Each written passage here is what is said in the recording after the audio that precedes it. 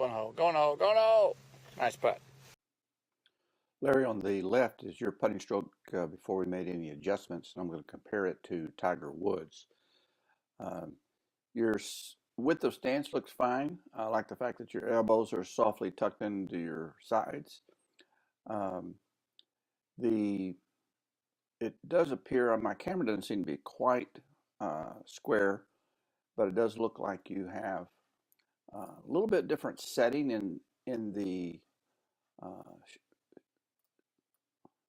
in that your shaft is tilted back a little bit.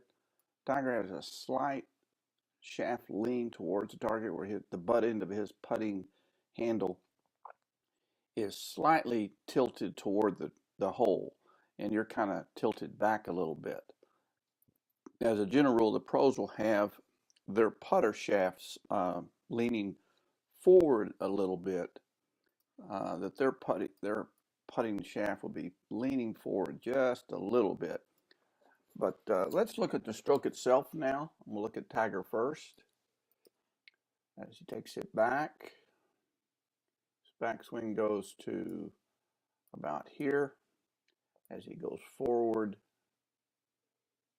he follows through to about here. His follow through is slightly longer than his backswing because he has a smooth acceleration going forward.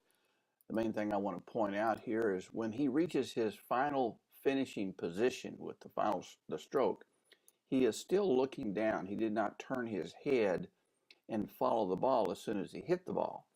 That he putts through the ball without turning his head. You can see there, if you just watch his head, the white cap, he's not rotating his head to watch the ball. He will finish the stroke and hold for a moment or two, hold still for a moment or two, and while he's holding it, he will hold his putter follow through in its same position. Then he will turn and he'll hold his posture and his spine angle and his putter even while he's looking. So one of the things that we want to look at in your stroke is to compare that to your stroke. As you went back, it looks like your backswing was here, about on the toe. And your follow through is also longer than your backswing. So I like that part. I don't like a long backswing and a short follow through. I'd much rather have a longer follow through than backswing, and you have that very good. But as we look at that stillness of the head, you can see how your eyes do follow that ball immediately, and you never have that moment of keeping your body still, and you have a little tendency to kind of twist your shoulders as part of the moving mechanism in your stroke. And so those are some of the issues that I want to talk about or work with you on in terms of becoming a better putter. Hold that finish a little longer for me. So whatever that's feeling like, that's what you want to hit a ball with. Okay, go ahead and set up and do not turn and look until you hit the third ball. Now I'm going to ask you a question after the third. I don't want you to look until I give you permission to. I understand. All right?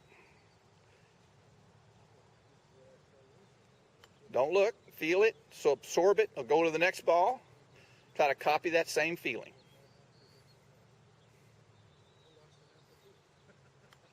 Okay, hold it, remember it. Go to the third ball.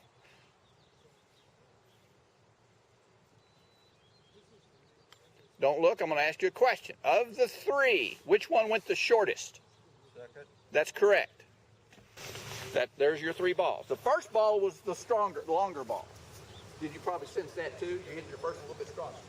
So this is not a good cluster. What I would want you to be so good at that drill, you could throw a hula hoop over the three balls. Okay? So right now, even though you were trying to copy a particular force that you applied to one ball, you weren't able to. Right. And so that's a skill you need to have. You need to say, you know, if If I toss the ball to that hole and it comes up 5 feet short, I'm going to try that again. Give me a ball. What are you going to do differently? Well, I'm going to toss it a little bit harder. Harder than what? Well, harder than that first one. Do you remember how hard you tossed that first one? No, I don't. Then how are you going to toss it further? So you've got to have a memory of a past experience in order to make your correction. So I want you to do that drill again. Try to have a stronger sense of how hard you're hitting it, and so that you can then hold the memory of it. Okay. Let's try that. So, okay. We're doing the cluster drill, so we're not at the hole yet. All right.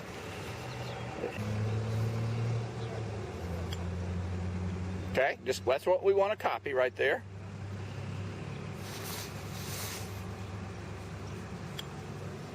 Okay, again.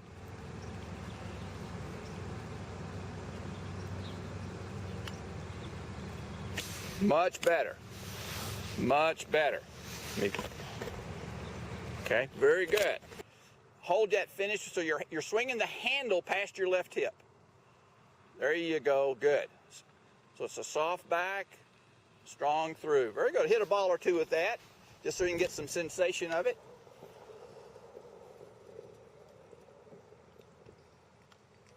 Or, oh, I like that one a lot right there. Okay, good.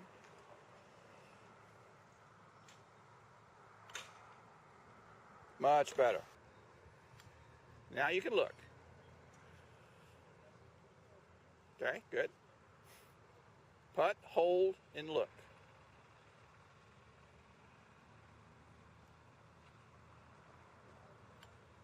That was a little bit more of a pop stroke, but not too bad. Swing that handle past your left hip. Hold that finish. Yeah, do a rehearsal. So you're swinging the handle. You're not thinking about swinging the putter head. You're thinking about swinging the entire club, not just the end of the club. Gotcha. Hold that finish. Get those hands past your left hip. Hold the finish. And kind of check, when you're in that hold, kind of notice whether or not your hands went past this hip. Okay. There you go. Hold the finish.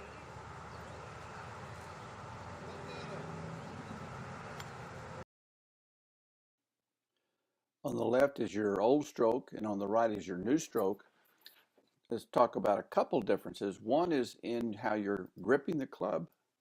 Here you have the left hand at the end of the club, and your right hand is below the left hand with the forefinger pointing down the shaft.